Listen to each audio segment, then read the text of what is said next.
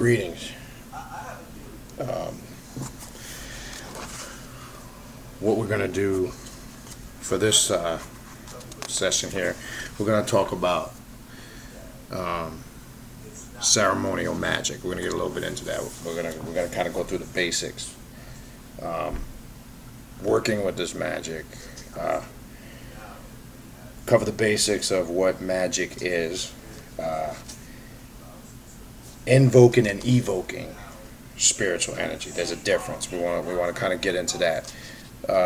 Get a lot of emails throughout the course of the week based on the show and this YouTube channel to touch on some magical topics.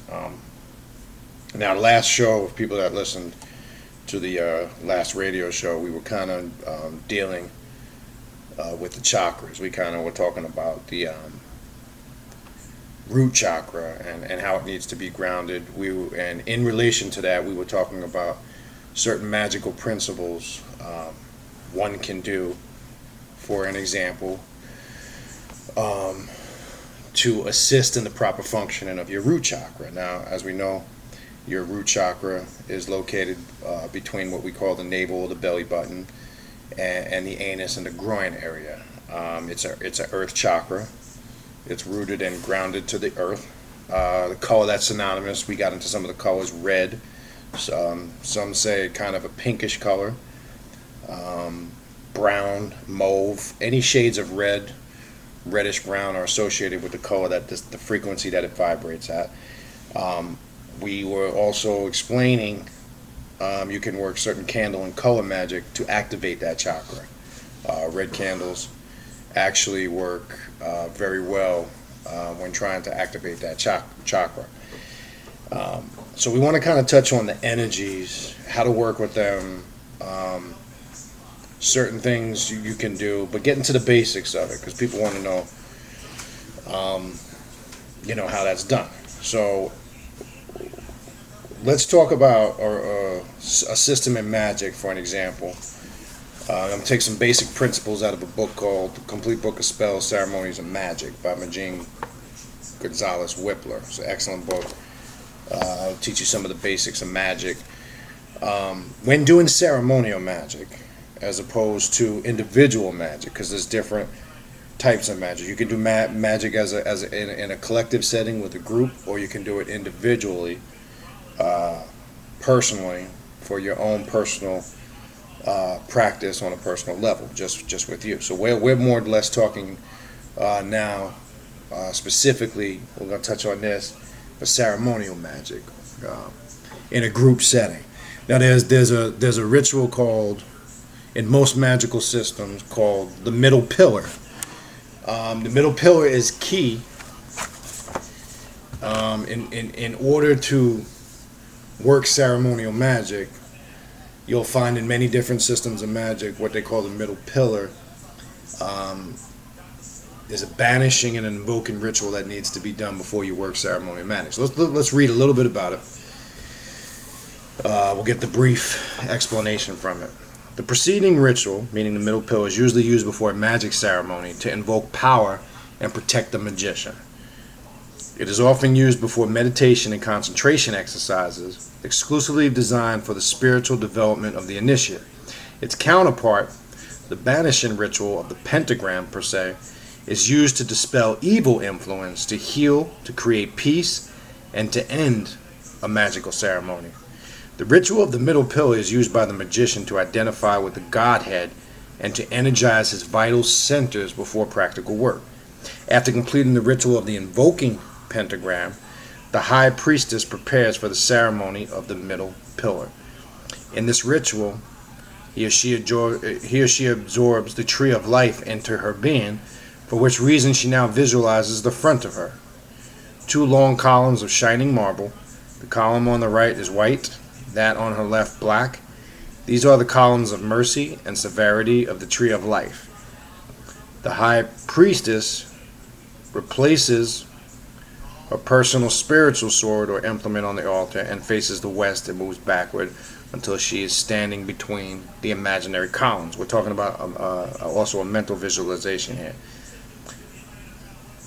He or she is now forming the middle pillar. that stands between the right and the left columns, which is a representation of you. Because the high priest or priestess is now within the tree of life, the black column or pillar of severity is now on the right side, with the white pillar or pillar of mercy on the left. The high priest now visualizes 5 glowing centers within the body.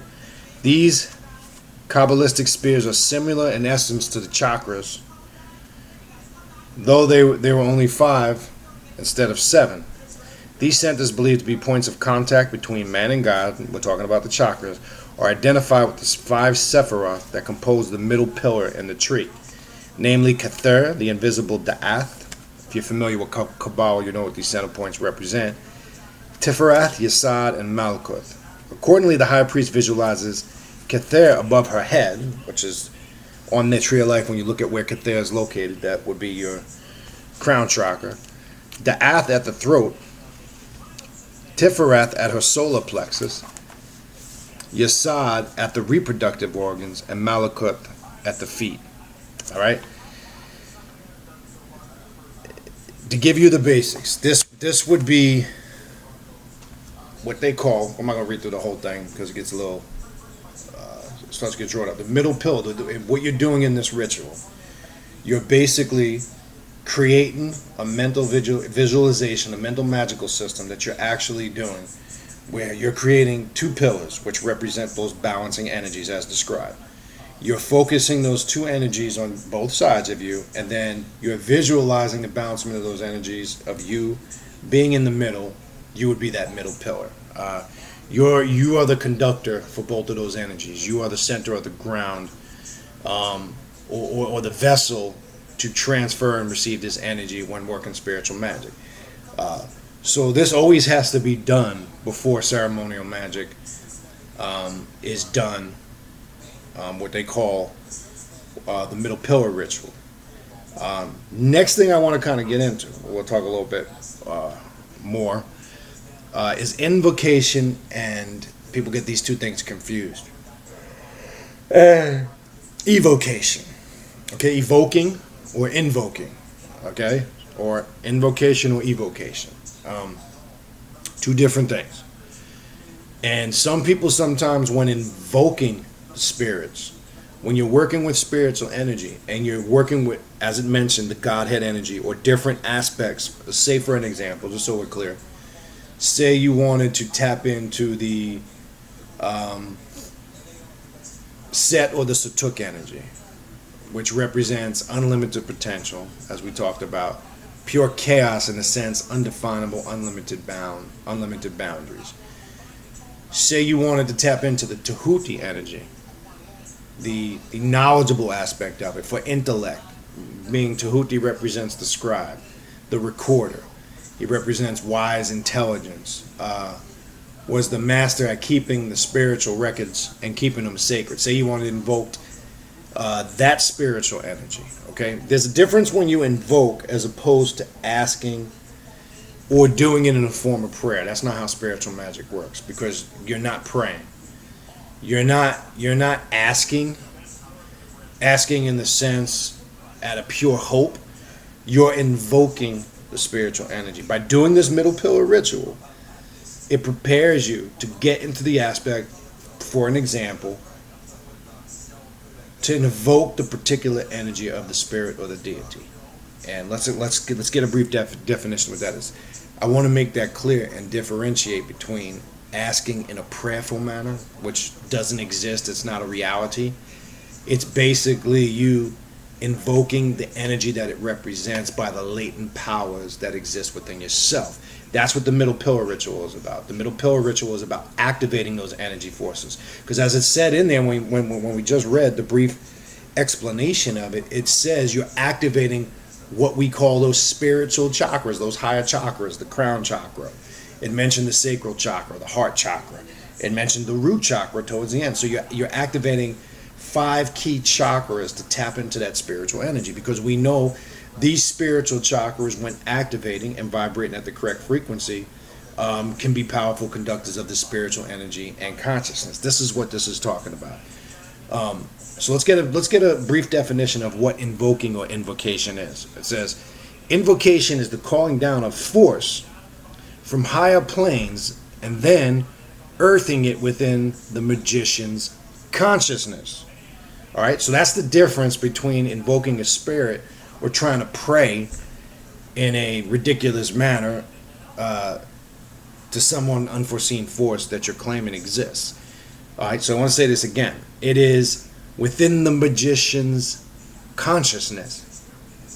Now, you always hear me say, to invoke or to reach your divine potential,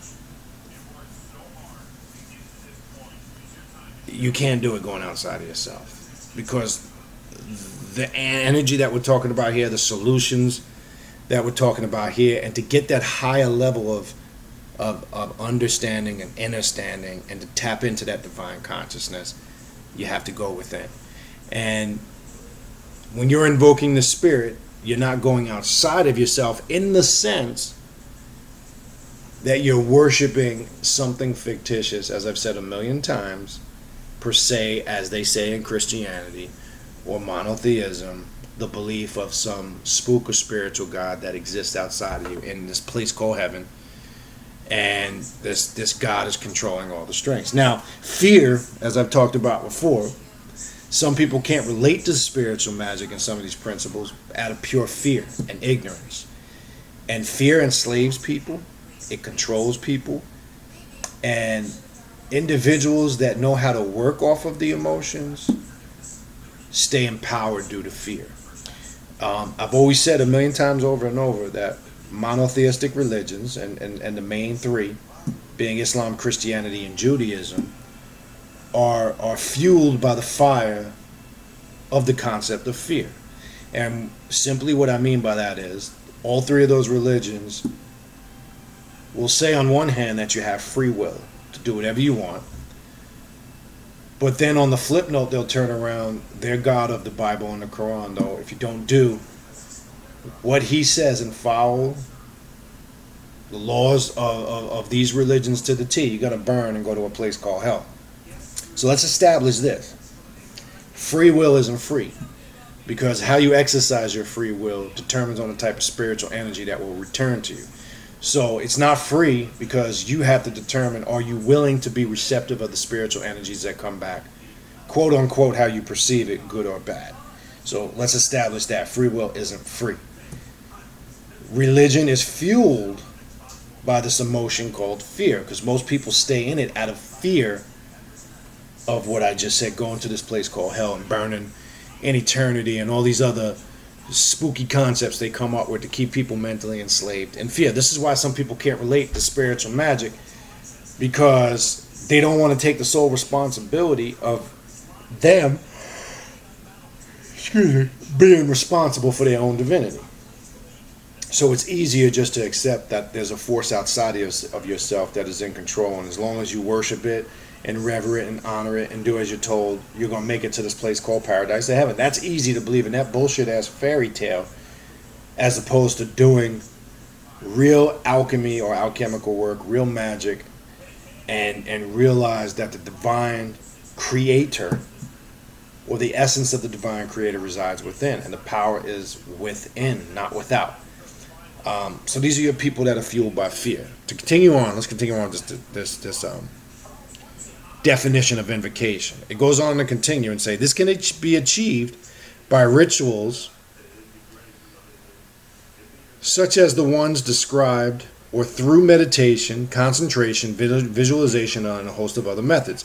In each case, however, the magician does not call down a spiritual force to materialize visually on the physical plane. All the work is done in the magician's mind or imagination. Alright, so that being said, which is important, and I hope everybody grasps that, get out of your head when we talk about spiritual magic that it's some hocus pocus space cadet shit. So that bullshit you see in the movies and on TV and in Hollywood, where they get together and have some type of seance or ritual and they call down these spirits and then all this crazy shit happens. That's not what real spiritual magic is. Again, it said invoking is all the work of invoking these spirits is done in the mind and the imagination of the magician, the higher consciousness, the super consciousness, or the higher self. So none of this is being worked outside of the mind of the magician or the one working the magic, because all you're doing is tapping into your higher consciousness or your higher self. And that's where the connect is. That's where to get the answers to your question lie. That's where to understand what life is all about. Brings you explanations. Why am I here? How did I get here? What is my purpose here? What's going to happen to me when I die?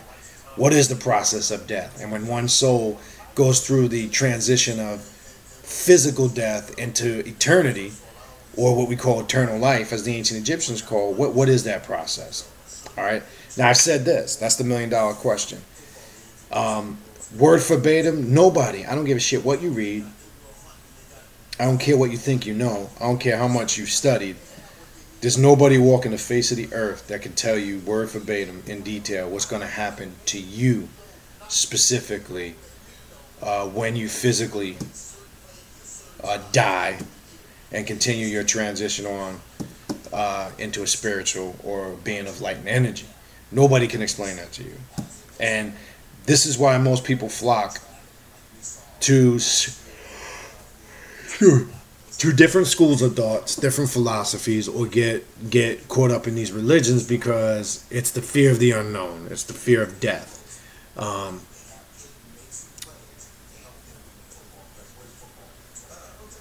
I've said this before too, and I want to explain this the best way that I can. You'll find out the reason why most people get involved in things spiritually, be it religion, etc., is for the two things: one, of not wanting to be alone, and two, dying, death. These are some of the two key factors that drive people into certain mind states and keeps them enslaved by fear. Spiritual magic answers those questions, and because the answer and the process to this question is going to vary from individual to individual, based on their experiences and what they're going to go through leading up to the moment of death, which is going to determine that each individual experience will have similarities. Now, you could do the research. You could say, yeah, I've read stuff on where people have had near-death experiences or have died and come back, and they all have some type of connections. They saw this, this great light was drawing them, towing them. They was going in. I mean, you've heard and seen several different things that you've read and heard where there's similarities, but is it the same for everybody? Absolutely not. Working spiritual magic and connecting with those higher spiritual planes gives you the answers to a lot of these questions, because you will raise yourself up by invoking these spiritual energies, and you'll get a lot of clarity on these questions. Okay, so the magic is not worked out of the imagination or mind of the magician. You're basically contacting the superconscious or the higher self, and you are invoking and tapping into the energies that these deities represent. And that's why I use the term, if it's Tahuti dealing, say maybe you're focusing on intellect. If it's unlimited chaos energy, where you want to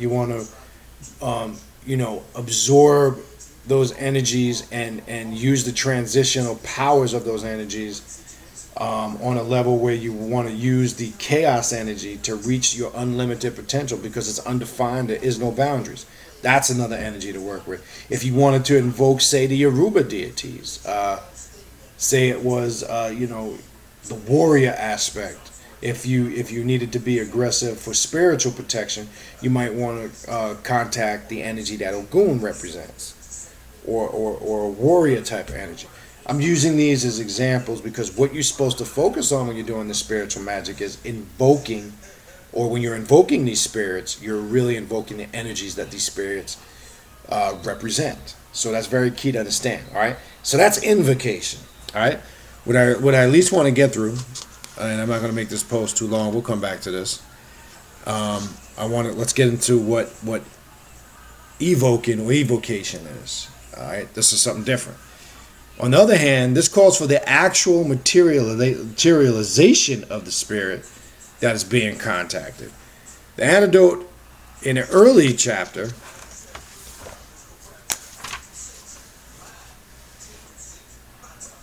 All right, let's skip up here.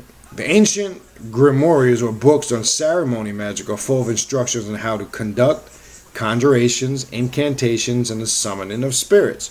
Although it is possible to evoke in this way very real manifestations on the part of higher spirits such as angels and archangels, most works of evocation are aimed at conjuring demonic entities.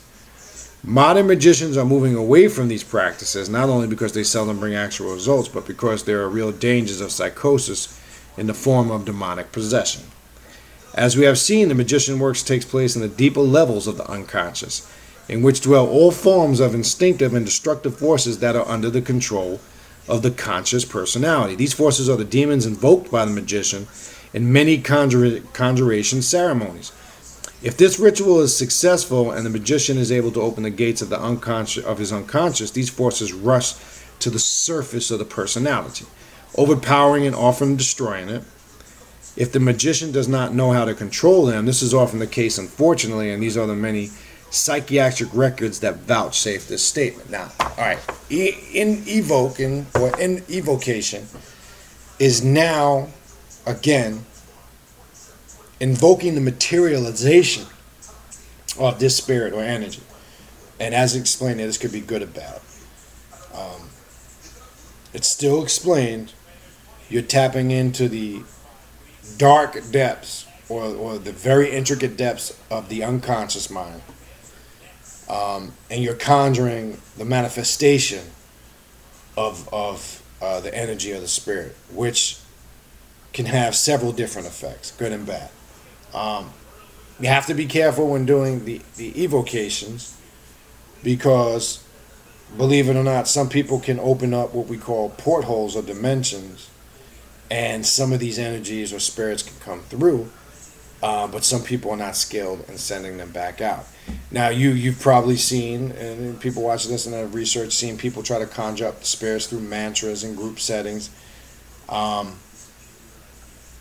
But again, there's a certain aspect of that energy one needs to be trained and educated in working to, because if you're invoking things that you're not knowledgeable of or conscious of, you could be invoking a negative energy, as it said here, that you're not prepared to ingest psychologically. It could be mentally, it could be emotionally, and of course physically, and it could have a very damaging and a very negative effect on you. So and I've seen myself and people I've talked to, when they evoke the spirits, they describe a whole bunch of different experiences. They've seen the, spirit of relatives or deceased ones or loved ones, or they've seen some bizarre, things. It could be the weirdest of the weird. Could be some type of monsters or cyclopses or crazy shit. Because remember, the reason for that is, it said right at the top, is the very fact that now you're tapping in to a portion of the when you're doing the evocations or the evoking, you're tapping into portions of the subconscious mind that you never really addressed or knew was there. It's there. You might have felt its presence, but you wasn't prepared to be able to deal with the effect of it. So evoking is the manifestations of these spiritual energies, which is still evoking the very higher consciousness of the unconscious mind. So there's again eliminating that stigma of when people hear magic or ceremonial magic, etc. They kind of get controlled and defined based simply on the Hollywood definition of it, or the interpretation of it. You got to be careful when you do research and pull up. I notice on a lot of topics like this, a lot of people don't really know shit. They just spit ridiculous shit out, and they don't really have factual explanations, or they can't take you to any groundwork to confirm what they're saying. So that's very, very, very important to understand that principle. And again, you have to wash out of your mind when you hear magic to get away from those thoughts, because that's something that they've intentionally have done to make it sound negative, because they don't want you, especially melanated beings, to do research on what real spiritual magic is. They know you have the power based on your melanin, because remember, as we've talked about before, regardless, as long as you have neuromelanin, brain melanin, and that brain melanin is a manifestation, or the neuromelanin is a manifestation of the electromagnetic spectrum, you are, as described in that middle pillar ritual before you work ceremonial magic, you are the conductor of that energy. That you are the element that keeps it grounded and keeps the energy flowing. That's why they call it the middle, or the middle pillar. And again, if I'm sure we've all seen videos and stuff. I've seen some funny ass shit on YouTube. It's hilarious. When they show like ceremonial magic, it's always some like spooky ass satanic shit, and it looks funny as hell, and it looks cheesy. And they give you this spooky definition of exactly what they're terming doing magic is in a ceremonial magic setting. It's always, you see a group of people in these black hoodies, and there's always some 5-pointed star with black, with all black candles. It's always set out and done intentionally to get into the mind, because now when you're hearing about this now, and you hear about, oh man, what is the brother talking about? And he's talking about magic and ceremonial magic. What are we talking about? What we getting into? Get out of your mind all that spooky shit that they filled your head up with, and do the research and the math yourself. Spiritual magic is always something at its root and its core that melanated people practice. It always kept us protected. It always enabled us to reach our divine potential collectively and individually.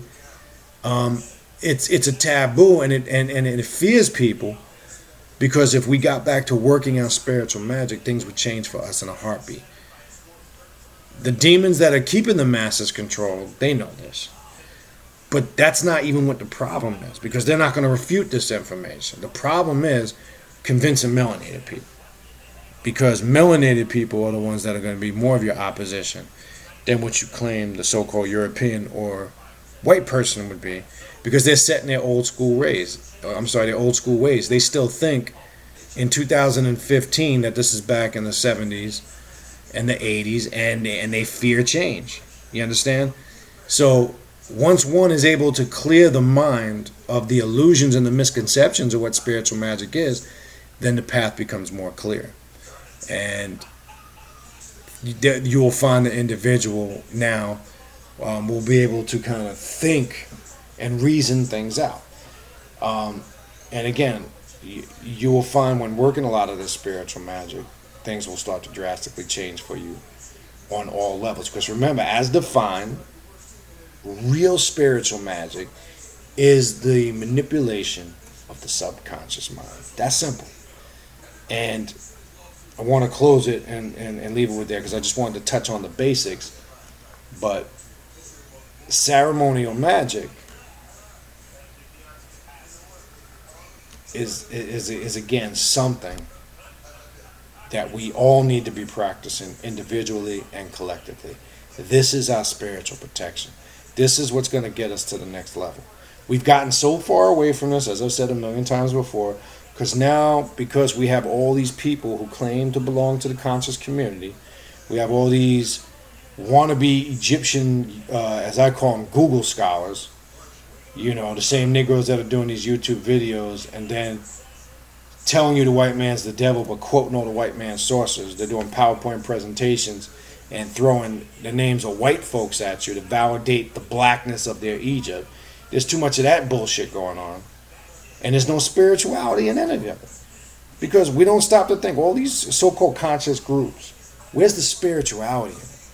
Where is the benefit other than the book knowledge and, filling you up with a bunch of pride because you got all these books? Outside of that, what purpose does it serve? You understand? I mean, what is the point? It's not about showing what I know more, or Egypt was first and this was first and this thing. It's back and forth nonsense rhetoric that at the end of the day isn't going to do nothing for us to enhance our spiritual journey and make that leap in our DNA to evolve into what we were destined to be. And that's done by magic, because spiritual magic or rituals, the rituals is what transforms and strengthens the energy to its divine potential. It's that simple. That's why ritualistic magic is important. That's why ancestral magic is important. That's why communicating with your ancestors is important. Setting up a focal shrine or some type of place where you can meditate and focus your energy on your spirits that are connected to you by DNA and blood is very important. This is the key. Islam isn't going to do it for us. Christianity isn't going to do it for us. Judaism isn't going to do it for us. Being a Moor isn't going to do it for us. The Black Hebrew Israelite thing isn't going to do it for us. Those are all religions with limitations. They don't work. They never have. They never will. Until you get back to the divine in yourself and start to see that you are the great deity on all levels, spiritually and mentally, emotionally and physically, and you will see that you always were a master magician that were able to manipulate and control the elements, which is really manipulating the higher self or the subconscious mind. Okay? So we're going to stop there. I'm going to keep this one a little short because I've been traveling and I've been doing a lot of stuff. So didn't want to make this one too long. Give about 30 minutes or so. But we'll continue our discussion. So I just hope you really pay attention to the video and the post and kind of really do your research on this, and we'll try to touch on some magical topics. But real quick, again, don't forget, tune into the show, Awakening Universal Minds, a show myself, Brother Sargiti and Ravana Noon do every Thursday night, 9 p.m. We talk about metaphysical, occult, and alchemy topics. That's what the show is, just like this channel here. You'll hear me say on there, because unfortunately some new listeners come in, some spooked out Jesus freaks. It's not a religious show. This ain't a religious channel. And I get a couple emails here and there, right here for the YouTube channel. I had one nut email me about 2 weeks ago, and this shit is funny as hell to me. Didn't like what I had to say about Egypt. And it goes to show you how Negroes don't listen. Wasn't even worth my time and energy to actually type an email, but I'll use this example so the masses can understand where I'm coming from. Said, man, I don't agree or like what you said about Egypt, saying that the existence or Egypt didn't exist. I never said that. You understand? Because people get caught up in their humanity and their emotions, you start hearing what you want to hear. So it's not worth my time to respond back to people that aren't really listening and are hearing what they want to hear or want to make it worse than it sounds. If anybody that knows or listens to this channel knows I've never said Egypt wasn't real. I just said it wasn't real in the sense that a lot of these modern day Google scholars want to make it real. Because what I clearly stated was they've taken the Egyptian mystery system and they've turned it into their modern day monotheistic concepts. So again, if you don't like what I'm saying, and that's why I don't bother responding to comments or emails, then just don't fucking listen. I keep saying it's that simple. Nobody's putting a gun to your head to come force you to listen to the radio show or come here and listen to the YouTube show. No, nobody's doing it. But again, the very fact that you keep coming back and doing it shows I'm striking a chord and I've reached you. Whether it's beneficial to me or not is irrelevant, but at least I know I've reached you. And that's the key. So marinate on that for a little bit. Tune in for the show this Thursday at 9 o'clock, Awakening Universal Minds on TalkShoe.com. We're going to do some crazy shit. I'm not even going to tell you. We're going to take this to a whole different energy this Thursday night. We're going to do something. You'll see the post go out for those that are on the list. We're going to have some fun with this one on Thursday. And if you're able to listen, definitely check it out. All right? So I'm going to say Hotep, peace out, Brother Beniti. Amun Ray. Saying so long. We'll see you next week. Peace.